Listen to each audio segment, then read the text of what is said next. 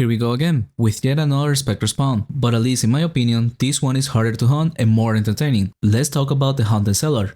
This spawn is located in POH, southwest of Menor, and is part of the Dream Course quest. And to start this part of the quest, you got to talk to the NPC Stricken Soul. Say hi, yes, and then your own character name, and that's all. With that you can access this place and the other Spectre spawns. This one in particular is twice the size of the others, but often both floors are needed. I have tried a bit of just one floor, and honestly it depends on the levels and skills. As with better characters, it was necessary to do the 2 floors. I will be covering that lab on this video, but I believe that at least on new servers it could be shared. There is only 2 creatures here, Ripper Spectres and Arachnophobicas. The spiders are the scary ones. Reapers by themselves don't do much damage, but the pools with multiple spiders can get dangerous quick, and the damage distribution, at least as an Ike, is of mostly physical followed by death and earth. Having death protection is important, as that lowers the damage from the spiders, so be it in imbuements or equipments, have some death protection. They are weak to fire damage, so use GFPs and fire weapons if you got any. And before I start, I don't have much experience with this spawn, it's too popular and contested for my liking. The footage I will be using is a mix of a hunt with good characters and one in a new server.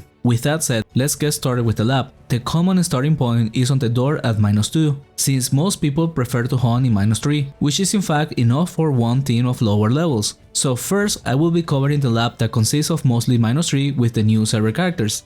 Upon going down, go southwest. Make sure to bring the spider or other monsters by the rope spot with you, and if they retarget a shooter, you can always shoot a magic wall to block them off.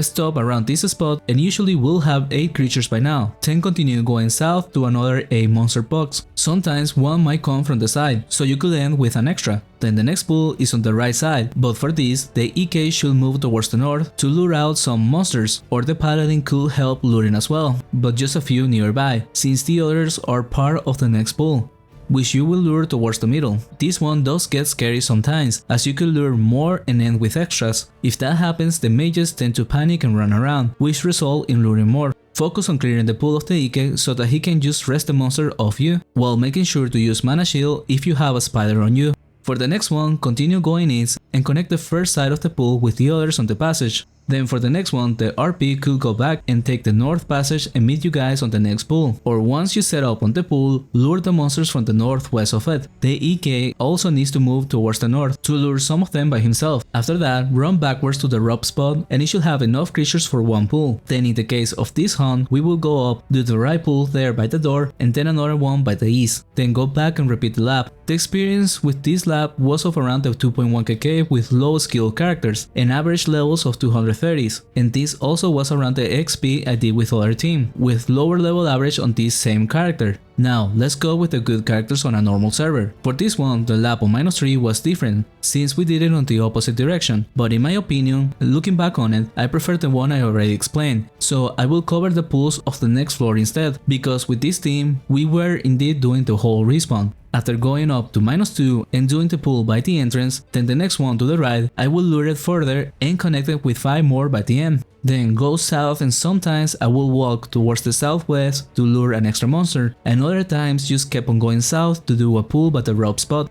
Upon going up, I grab the monsters near the hole and connect them with the Reapers by the west side towards the door. Then go backwards and do the pool to the south of the hole. But this pool is dangerous. It has 4 spiders and sometimes it's a full box, and you could get a combo right off the start before the druid is even on the screen. So be careful going in, perhaps even with Utamo Tempo. Then after that pool, we go back down, and this time we go west and do one pool on the way. For this one, it's important to try and take it closer to the door, but sometimes I wouldn't make it that far and stop on the way. Then go through the door, and the pool past the next door might still be dead.